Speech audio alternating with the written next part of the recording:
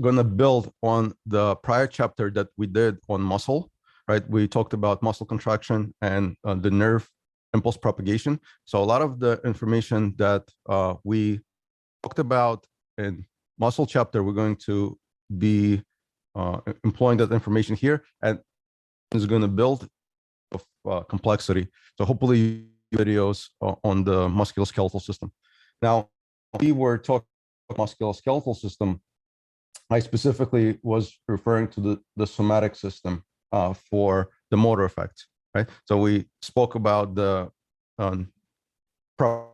of the impulse, and then how the muscle contracts, the actual mechanical forces, and under voluntary control, the subdivisions that you see here that we have really have the motor or efferent division that's responsible for the actual motor movement, and it includes the somatic system, which in depth in the musculoskeletal chapter. So if you want to, you could review those videos after this. And then there's another division of the peripheral system, which is called the autonomic nervous system. And the autonomic nervous system subdivides in the parasympathetic nervous system that you see here, and it's the sympathetic division. And these control the involuntary movements, or I should say, the involuntary function of the body. And they control it with different neurotransmitters. One that you're familiar with is acetylcholine, and another one we're going to learn today is epinephrine. So they control that not under voluntary control. The voluntary control one is the skeletal system, right? But in terms of nerve propagation and exchange of ions, you will see very similar things as we learn in the muscles, right? So this is the peripheral nervous system, right? The central nervous system, as I explained before, right, this is composed of the brain and the spinal cord. So this will be your CNS, and everything that to the on the periphery will be the peripheral nervous system, or the PNS. And today, as I said, my major talk to talk about the autonomic nervous system, right, which will be the parasympathetic and the sympathetic. And the other one that I'm going to talk about is the sensory, or the afferent system. The sensory system is how sensations are essentially traveling to the central nervous system, how the body integrates that, and the response that you get. So my focus today's lecture will be on this system and this system. And the somatic system was discussed during muscle. All right. So this was another schematic that I employed in the prior lecture, right? And we talked about the motor system, but today we're going to focus about the sensory system. Essentially, what the sensory or afferent division, how your body senses different sensations. And the example I'm going to give is touch on your hand, or touch on your finger. How does that touch translate to essentially exchange of ions, and how that impulse travels to your central nervous system, and what happens after integration? What types are you going to get, right? So for the motor system, it was we saw that in the skeletal system, the upper motor neuron that controls the lower motor neuron. So I want to pick up this, right? The impulse is traveling from the upper motor neuron all the way down to the lower motor neuron, and then once it reaches the target site, you actually perform the task, right? Your arm will go ahead and move and create those movements, right? It will essentially contract. If I want to squeeze my bicep, I want to pick up a pencil. So all of that will perform the function. Now, here I want to focus on different segments of the actual neuron, and what type of things or functions it performs. So remember, I talked about the cell body. So cell body, here we see nucleus, right? The nucleus is here, and the nucleus houses the genetic information, right? It has the DNA, which from DNA you make RNA, and from RNA you make proteins, which are made in this. And then we were talking about the examples of formation of the vesicles, where vesicles are made. And these vesicles travel all the way down, right, to your axon terminals, where they get filled with acetylcholine. That was the example of the muscle. So the vesicles themselves were made in the cell bodies, right? We have these dendrites. So dendrites, this is sites where neurons can talk to another neuron, and I'll show you pictures of that. So there could be another neuron that synapses here, right, with their own dendrites, and the signals can propagate from neuron to neuron. We talked about the mitochondria. Mitochondria was very important for synthesis of ATP. We use ATP in order to utilize the energy, right? So adenosine triphosphate was the ATP formation. How do we make that? Through breakdown of on glycogen stores, right? And through breakdown of triglycerides, fats as well. And here we see as the axon, right? We have this whole portion is called the axon, and this is how your signals are propagating from patch to patch like this. And is going to come to the terminal portions, with what is just called the telodendria, towards the axon terminals. And here, right, you have your stored neurotransmitter, which will be stored in the vesicles here, and it will be released once the signal they propagate. You have depolarization effects, and this will essentially cause neurotransmitter is here and exert its effects, right? So this is just a close-up view, right? What's housed in the cell body, and we see the nucleus, right? We see the mitochondria here, organelles. There is a smooth endoplasmic reticulum. We have rough endoplasmic reticulum. These essentially the rough will make the proteins, the ribosomes. We have the Golgi apparatus, which will essentially be movement, right? Like a shipping center. We have the cell membrane, right? We have the cytoplasm, and certainly the internal environment, which we'll talk about. Here we see, right? This is the point of the axon, and here we just see this. We're going to talk about in depth.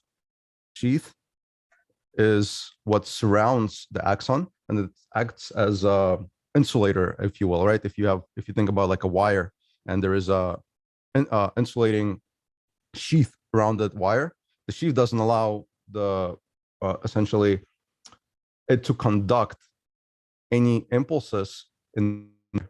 So it goes from node to node. We're going to learn about these nodes called node of Ranvier, right?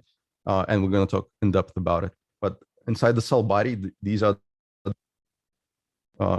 contents that you have, right? This is just a little bit bigger view, right? The neuron is located here, and is what actually, right, will have these electrons that will propagate. Here we actually see one neuron is synapting to another neuron, and the electrical signals get sent there. At the very tips, right, we see that neurotransmitter is being released at the synapse, and this was the synaptic clock. And the receptors will receive the acetylcholine or epinephrine or whatever neurotransmitter it is, and you will see the effects. So here we see the terminal portion of it. The important that you want to be familiar with, very, very important structures. This is the synaptic cleft in here. This is the space where the actual neurotransmitter will exit, will come to the receptor. And here we will have a ligand receptors. Ligand means it's waiting for whatever neurotransmitter is coming. Maybe it's acetylcholine, maybe it's norepinephrine, right? So the receptor is where that actual neurotransmitter binds. Where this has occurred is called the synaptic cleft, right? The transmitters themselves, they're not just floating around by themselves. They're packed in vesicles. Why they're packed in vesicles, we're going to learn there's different enzymes that can break up or chop up these neurotransmitters. Very important for us to have the stores. So when the signal comes, they are released and they exert the desired effects that we need, right? We learned about specific that chops up acetylcholine. Does anyone remember this enzyme that will essentially chop this up? Acetylcholinesterase. So Ian, good, but acetylcholine esterase, right? Acetylcholine esterase. Yeah, esterase. It will chop up acetylcholine.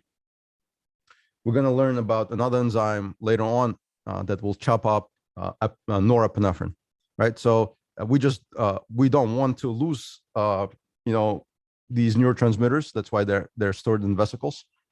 This is the presynaptic membrane. So membrane means the neuron before it comes and connects to a postsynaptic membrane or postsynaptic neuron. So this is pre, it's before, this is after.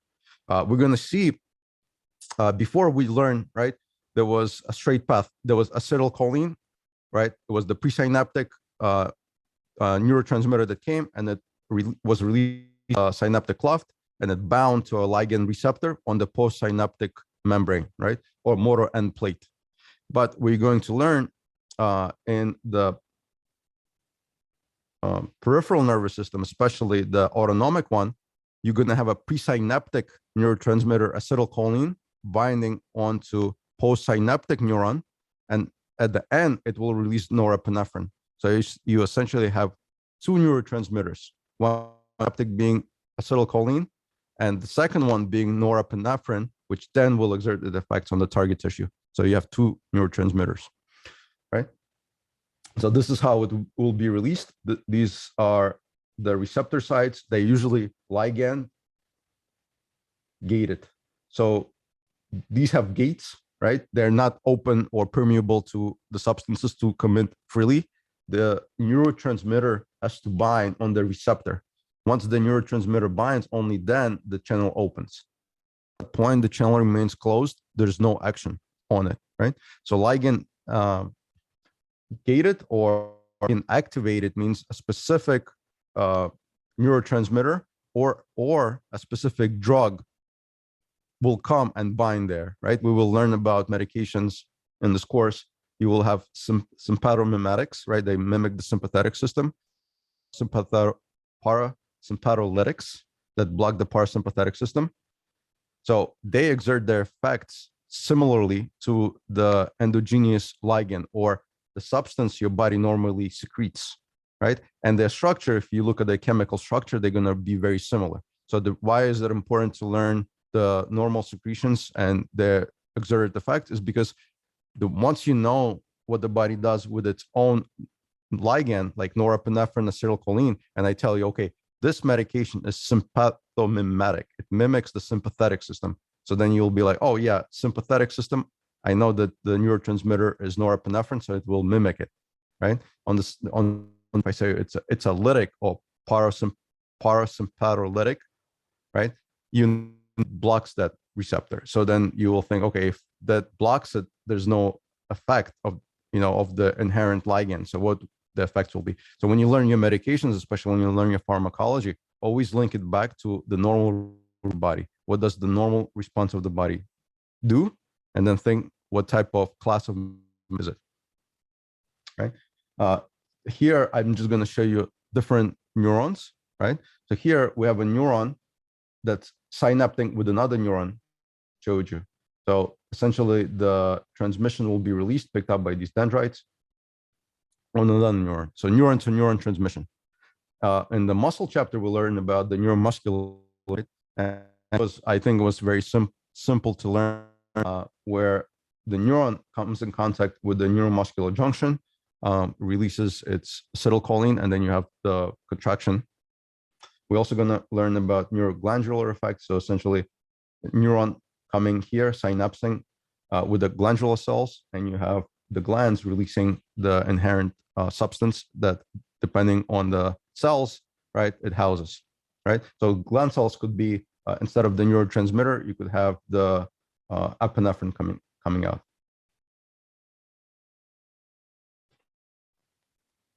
This is epinephrine is a catecholamine, right?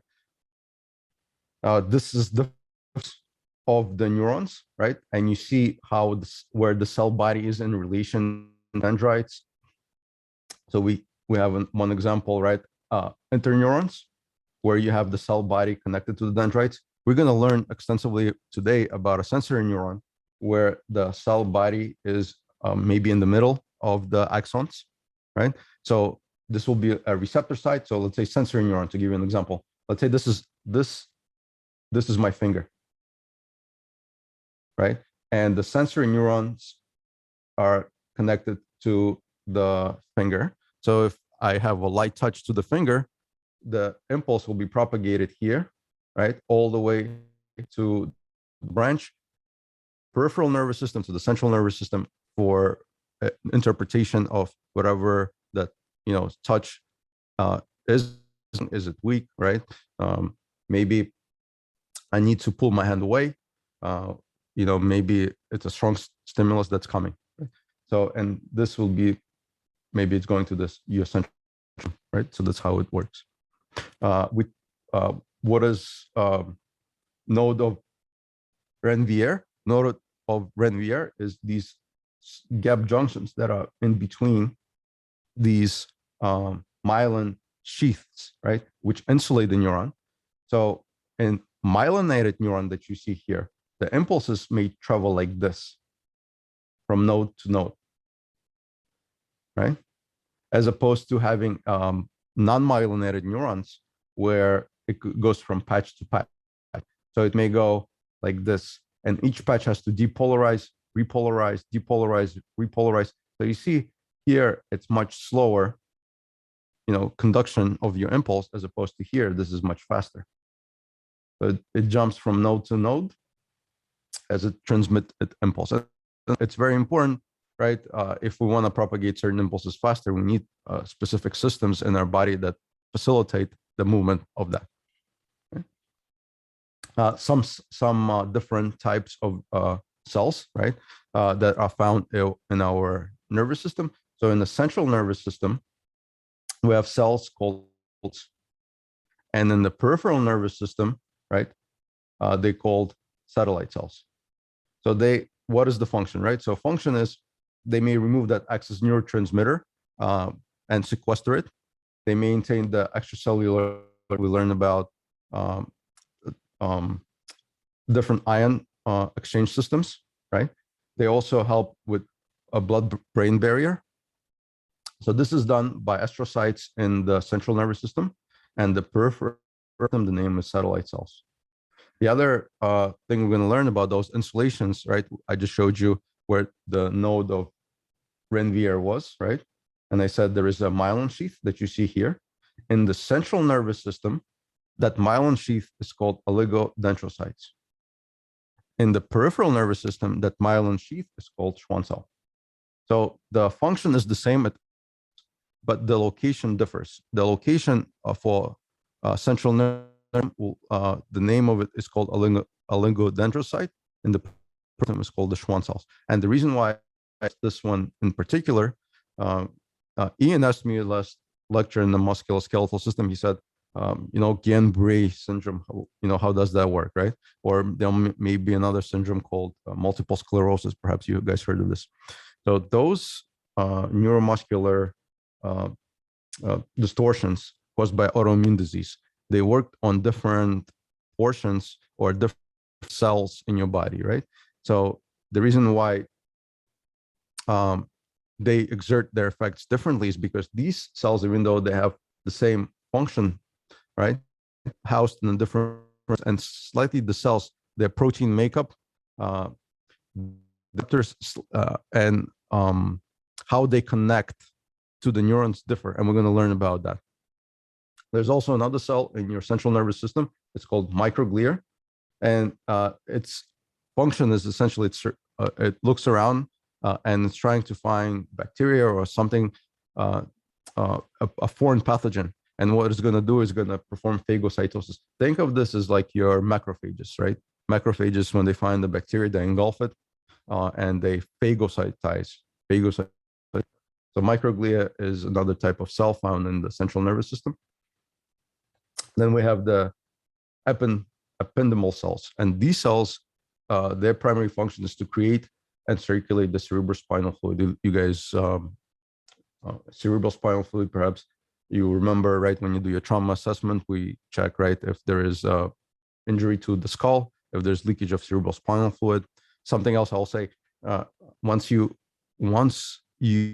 are having, right, a glucometer, one thing you can do is, if you are not sure, right, if you see a clear fluid coming out, let's say, or the nose, right, you could check with a glucometer, and if it's positive, right, for glucose, it's most likely a CSF, because CSF, the inherent fluid, has glucose in it, right? I saw somebody raise their hand. Was there a question?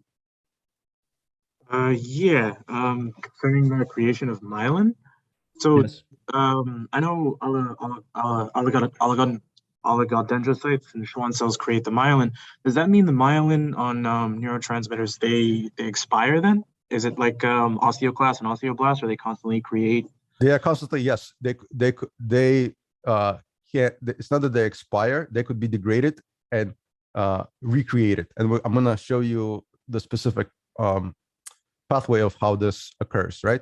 For example, in we'll get to it, but just to give you a quick example, in Guillain-Barré syndrome, right, you may have demyelination, means destruction of these Schwann cells, right?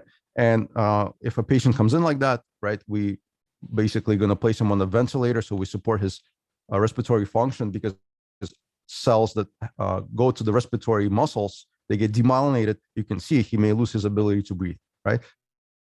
As given medications such as plasmapheresis and immunoglobulins to basically fight those antibodies. After a while, once your system recovers, your body recovers, you will have remyelination and reproduction of those Schwann cells.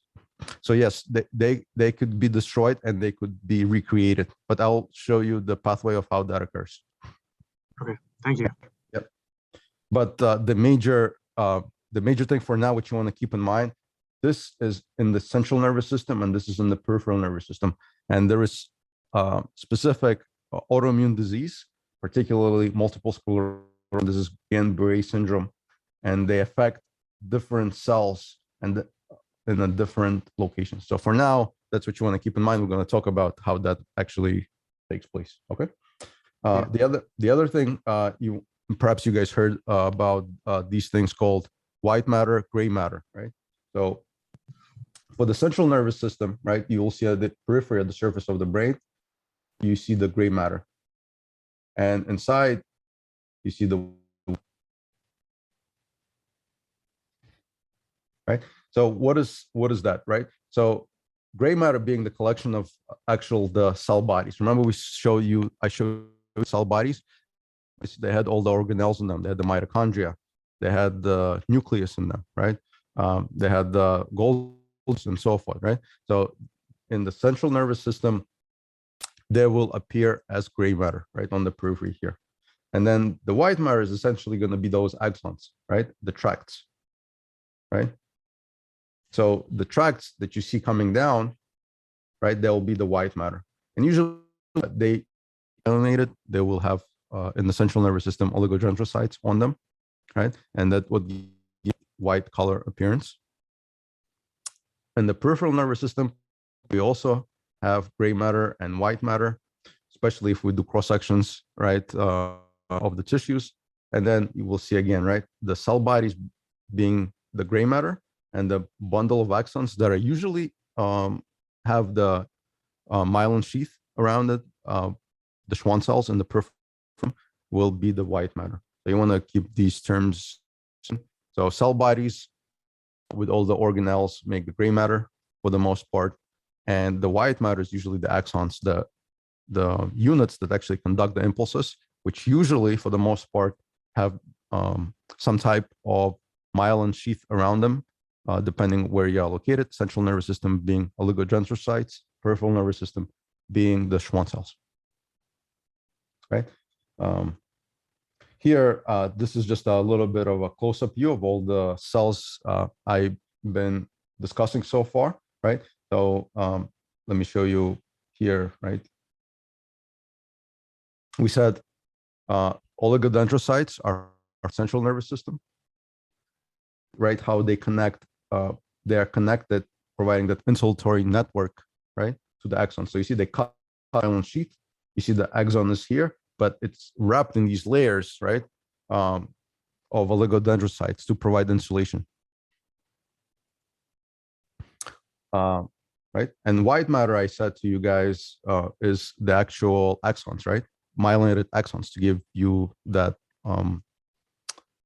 color, right, and something you will see, right, in which is specific to oligodendrocytes. Oligodendrocytes is actually, they connect all axons together. So like you will have one axon, another axon, a third axon, and oligodendrocyte, you just use a blue color here. It will connect and provide insulation to multiple axons, right? Like you see here. On the Schwann cells, it's usually, it doesn't do that. On the Schwann cell, be isolated, right? So Schwann cells provide one axon. It will not interconnect like this, like you see it on oligodendrocytes. And that is also one of the reasons why different diseases like multiple sclerosis versus Guillain-Barré different systems, because of how the cells behave, right? Their inherent properties.